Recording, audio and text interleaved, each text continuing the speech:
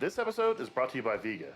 As an industry leader, Viga is committed to providing continued support for trades education and is a proud sponsor of the Commercial Kitchen Chronicles podcast.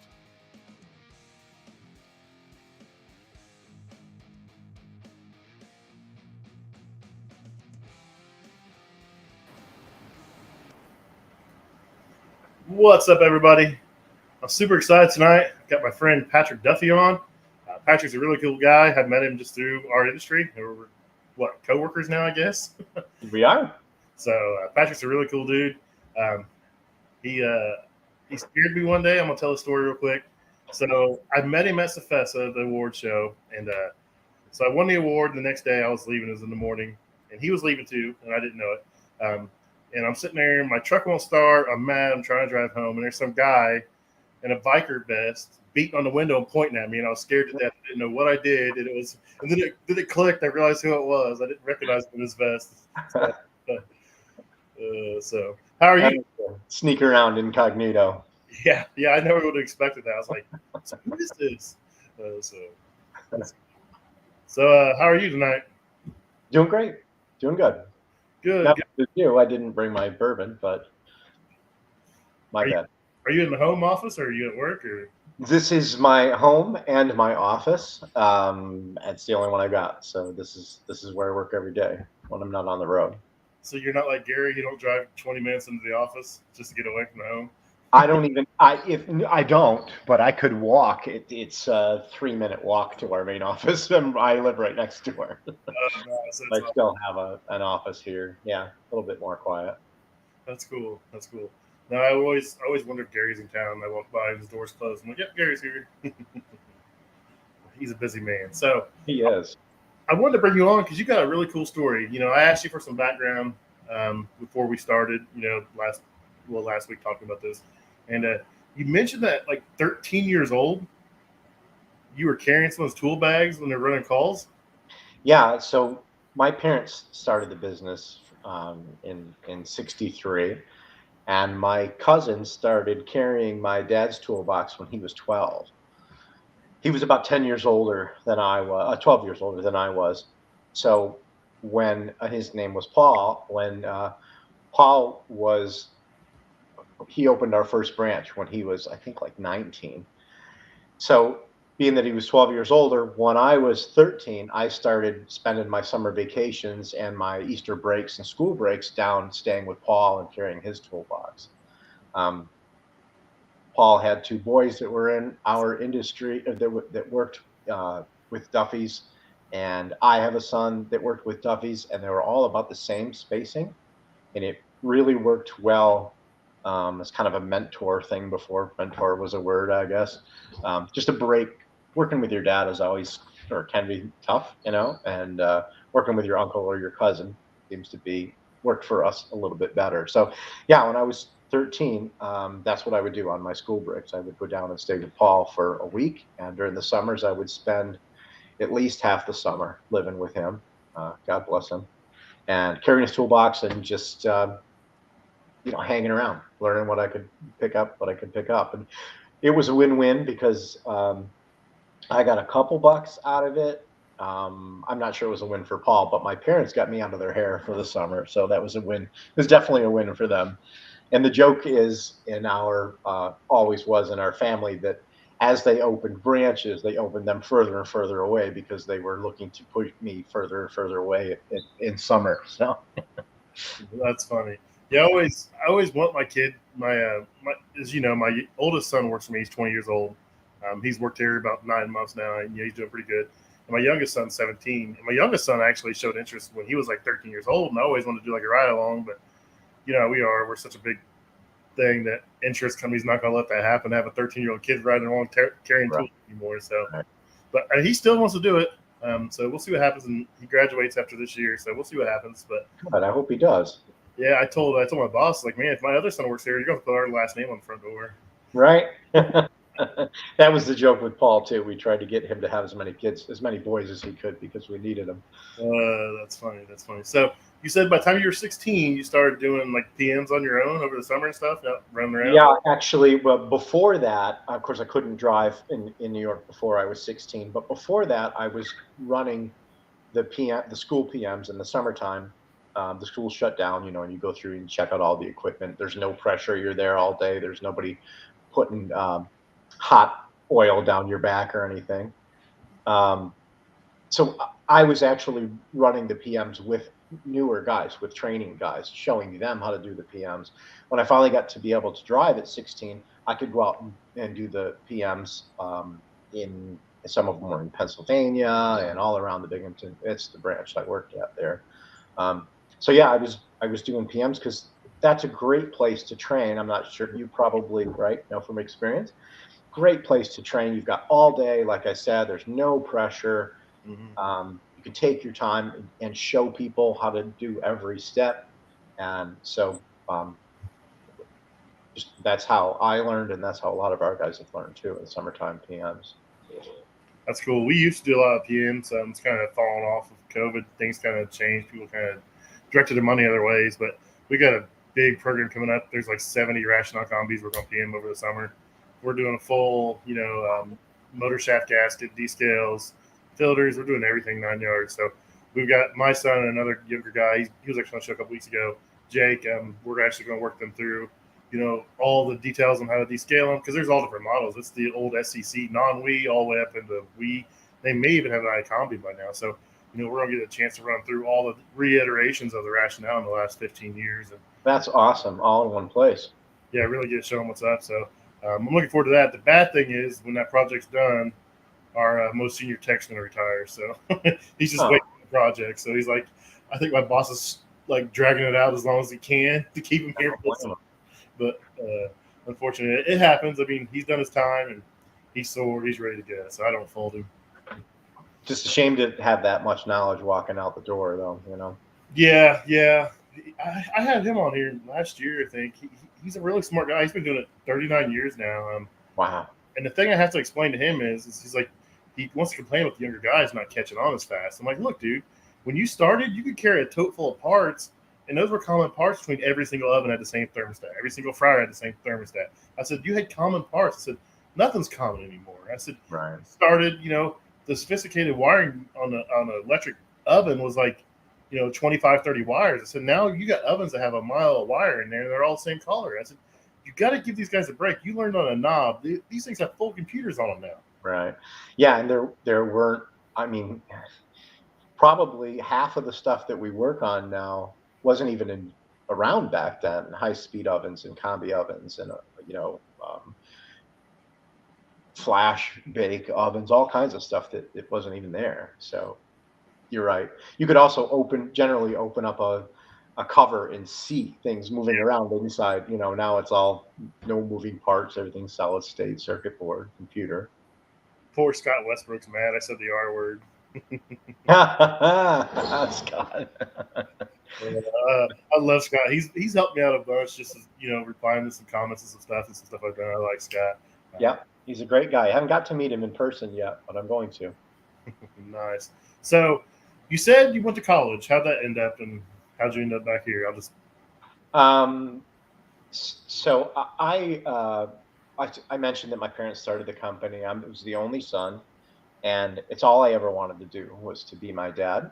And that's all we talked about at the dinner table. So when I graduated, I wanted to go to work. And again, I had been working since I was 13, so I already knew what I wanted to do. My parents wanted me to go to college. They absolutely wanted me to get some better education than just what they could teach me. And I didn't want to, but I didn't have a choice. I was 18 years old, so I did what they said. I said, all right, we'll give it a try. And we did. And I went for a year. Well, I should say I was enrolled for a year. I didn't go all that much. My heart wasn't in it. I had a great time. I had a lot of fun, but I didn't learn jack. The closest thing, we were talking about this a little bit before, Pat.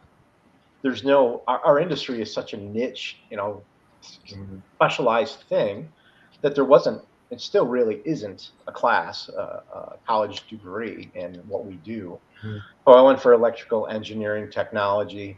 I was bored to tears. I wanted to go to work, just a bad combination. So at the end of the year,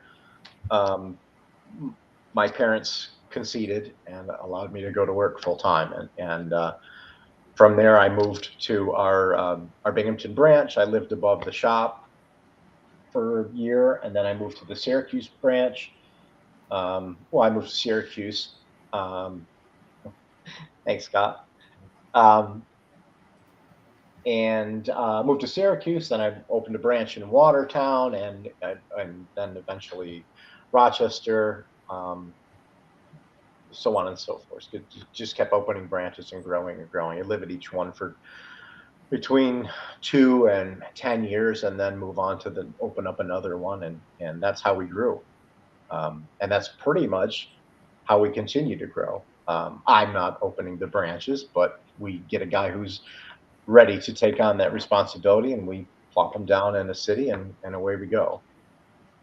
That's crazy. So it was bred and born into you, and college wasn't it. I always people kind of get mad at me because my son wanted to go to college. He wanted to go off with his buddies, and if you know my son, you know he's a little bit of a party animal.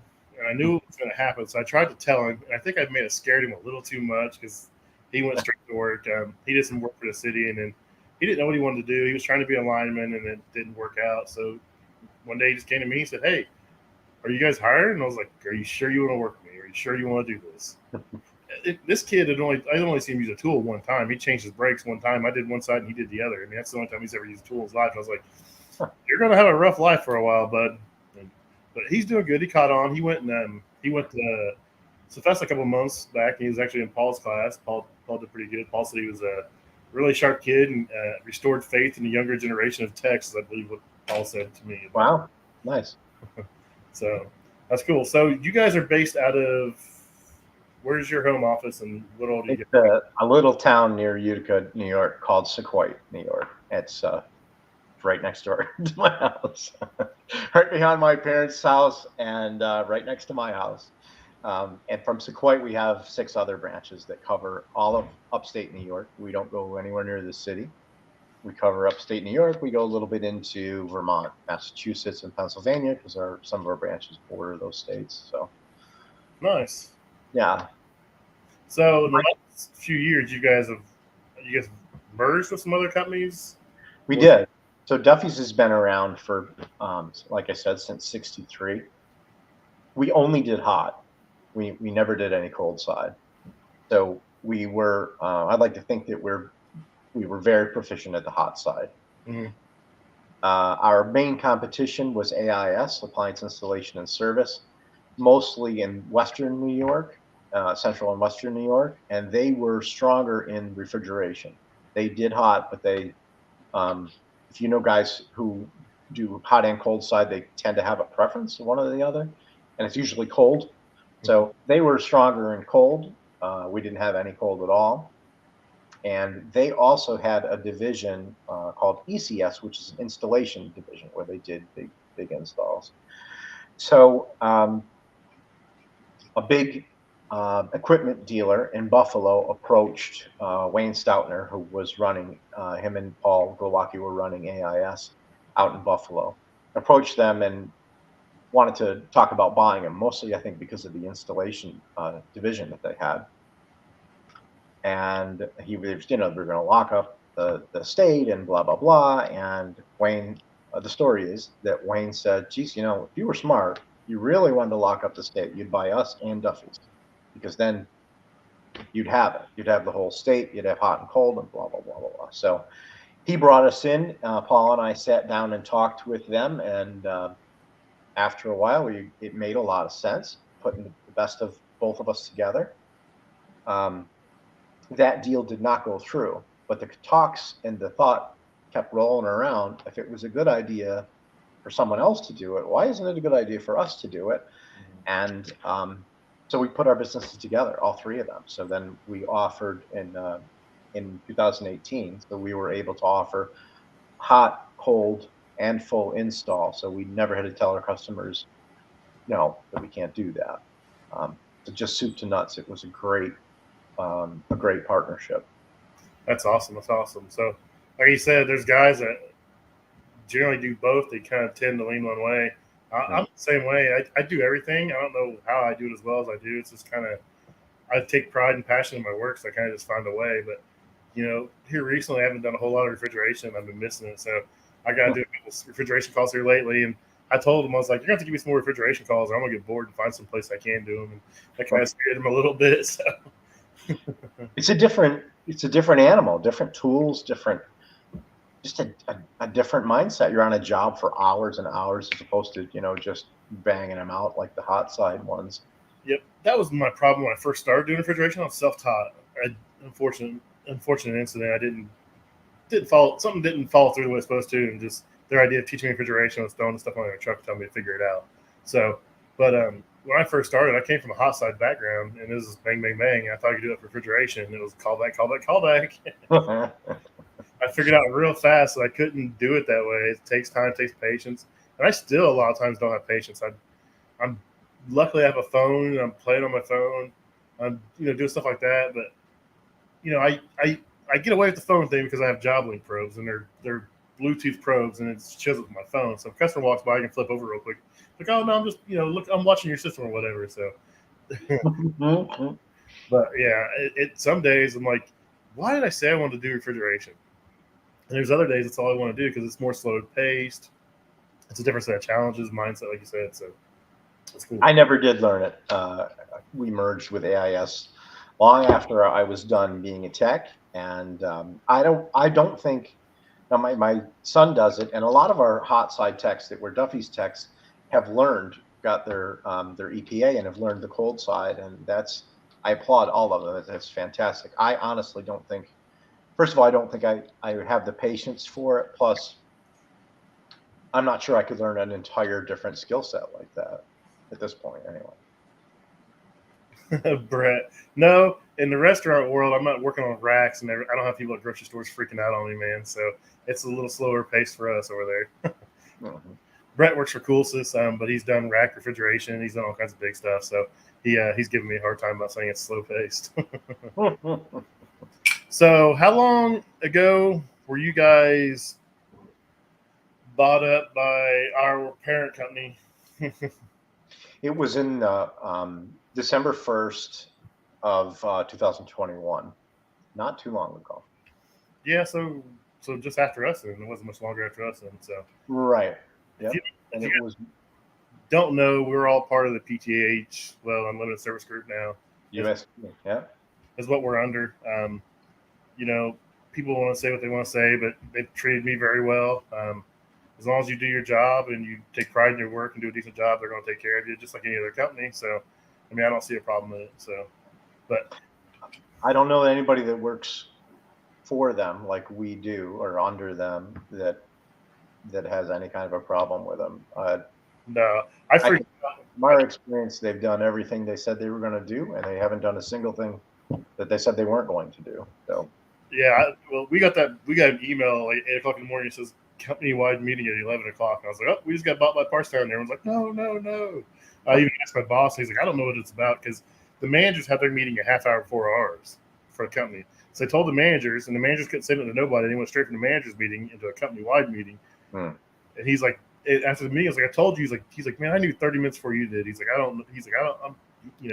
everyone was freaking out. I was freaking out at the time, but it's been a really good thing for me. I've met a lot of cool people. We got to do a lot of fun things. And it's going to continue to grow. I think my role's going to change, and it's going to be a lot more fun. So you still go out and fix stuff the next day, right? Yeah. Yeah. I'm still going to go out and fix stuff. I did other stuff too. So if anything, like you said, you've got more opportunities now than you did before. And that's the way it is for all of our people too, that you could hope to be whatever, the service manager of Duffy's AIS. Well, now, and that would be it. That's the pinnacle. Maybe we'll open some more branches. Well, now, literally, the sky's the limit. Who knows where what you'll end up doing? Mm-hmm. Way more opportunity than you would have with General Parts, as big as they are. Yeah. I was always told, the General Parts is going to do some training stuff and everything, and now we're, as part of USG, they're starting to focus more on some training stuff. So there's plenty of opportunities out there. So I'm just anxious to see what's going to happen. I'm not ready to come out of the field 100% yet. Probably by the time I'm 50, I say that, but right now I still enjoy fixing stuff. So until I get bored with that or don't want to do that anymore, I'm still going to be in the field some. Well, and it's an important part of whatever you're going to do Mm-hmm. to stay in touch, to keep sharp, because I tell you, it doesn't take very long of being out of the truck, and technology lapses you really quick. New stuff is coming out all the time, and I have a terrible memory. I forget things. That was always when I was back to when I was doing the PMs when I was a kid. I'd have to learn. I'd start the summer by breaking a bunch of crap the first 2 weeks, Mm-hmm. and then okay, I got it. I remember that you can't reef on aluminum things and brass and blah blah blah. And by the end of the year, I was killing it. Same thing next summer, I'd have to relearn all that stuff again because I'd forget. So it doesn't take long for that to lapse. So you need to stay Yeah. plugged in a little bit at least. As fast as our industry is changing, it's amazing. Like I said, I've been doing it 17 years, and how much has changed in 17 years? Like I said, I was talking to Greg. Greg's been doing it, 38 years. The things he's changed, he's seen change. It's amazing where this industry is going. And now, every show we go to, there's robots cooking food. There's robots making pizza. There's robots flipping burgers. There's robots fixing French fries. It's like, Yep. okay, so now what? So who's going to fix the robots? It's not going to be a robot guy because the robot guys don't want to come into these nasty kitchens. Right. Now it's an opportunity for a guy like me, like, hey, you want to learn to fix robots? Well, hell yeah, I want to learn to fix robots. As soon as I see the robot, I was like, hey, I want to know how to fix that. And I think it's cool what this industry is all about. And I think that's going to be a saving grace for us, as much as we're in the labor shortage that everybody else is in. When we go to career fairs and show robots that we're working on, it attracts a lot more people than the garbage disposals and the fryers do. So I think that's going to help for sure our recruiting. Everybody always asks me, "Oh, show the videos of the nasty stuff." I'm like, if I show you guys the videos of the nasty stuff, no one's going to eat anywhere, and no one's going to want to do this job. Right. I gotta break them in easy. I get a new guy, I don't take him to the nastiest place. If I know I'm going to someplace nasty, I'm like, send them with somebody else. I'll go take care of this.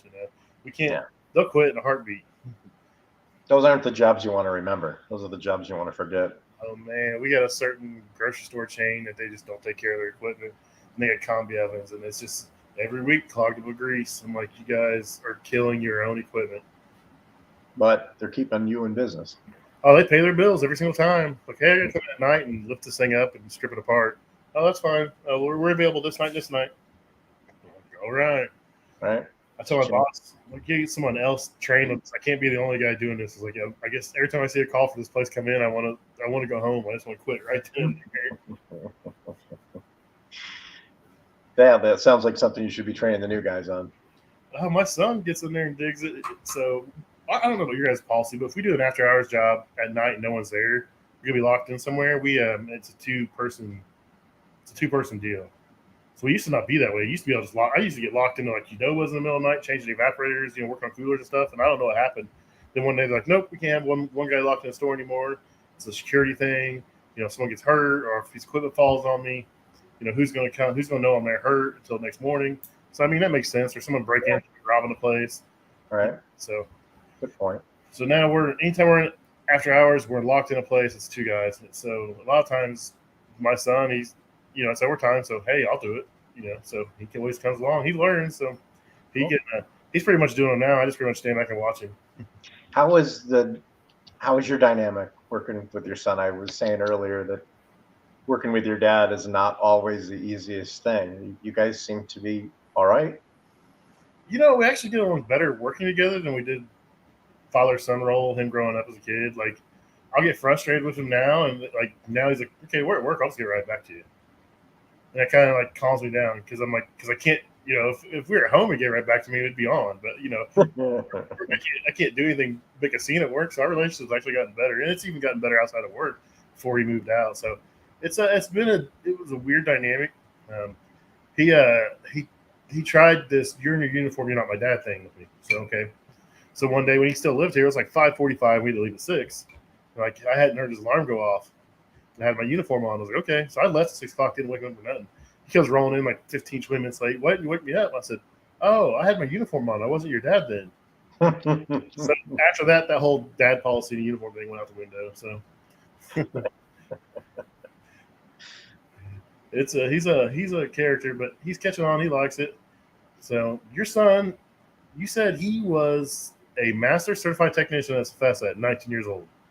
He was a certified Oh, Cefesa technician. Yeah, sorry. Like I told you, I have a bad memory. you said certified. That man took it wrong. He was certified, yeah, at I believe it was 19, which now is probably not that. I mean, there's probably a lot of guys that do that now, but 10 years ago or so, when that was, it wasn't that common. I'm not sure if he wasn't the youngest one, but yeah, very proud of him. He is a master certified technician now, and he's one of our lead techs. He's also one of the guys that's been going and doing trade shows and having a lot of luck with that. Actually, I think they have. I know they've got a few interviews, but they actually have 7 high school kids that want to do ride-alongs as soon as like next week when school ends. They want to do ride-alongs during the summer. Just awesome. From 1 or 2 career fairs, job fairs. That's awesome. That's the kind of thing I want to do. I want to, if I can't, I understand I can't do them all. I'm located in Indianapolis, but we need to put together a program where we can do this in all of our locations across the country. We can have, the lead tech go out there, and I'd rather honestly be the lead tech than a salesperson or a manager. I know our time is valuable, and we're not in the field. We're losing money. But the technicians bring a different side of it. You have a manager go there, and a lot of times the managers put out fluff and just don't really know what we do. But you get a technician there, he can explain what we do. He can show us the pictures on the phone. He can say, "Hey, I did this," and you guys had a pretty cool little program where you guys had a couple contactors there, and if you could tell what was wrong with the contactor, you got entered for a chance to win that drill. And I mean, that was cool. I like that. That was a tremendous idea. It brought a lot of attention to your booth, I'm sure. So it did. It was a great idea. One of the guys one of our technicians here in Sequoia, Josh, came up with that idea, bringing a meter, doing a little hands-on. They had a contactor that was locked up, and basically it was, if you can come on over here and try and use this meter, and then we'll, if you don't know how, we'll show you how. And look, boom, boom, boom, this is how you do it. Look, now you can troubleshoot a contactor. And if you can do this, you can use a meter on anything. So it was great hands-on. And the meter, and, instead of just having whatever keychains out on the counter, having the meter there and a piece of equipment or a part actually did draw people over to it. It worked just the way that we were hoping it would. So that is a really good idea. They take that rig around with them to all of the job fairs now. It really was a good idea.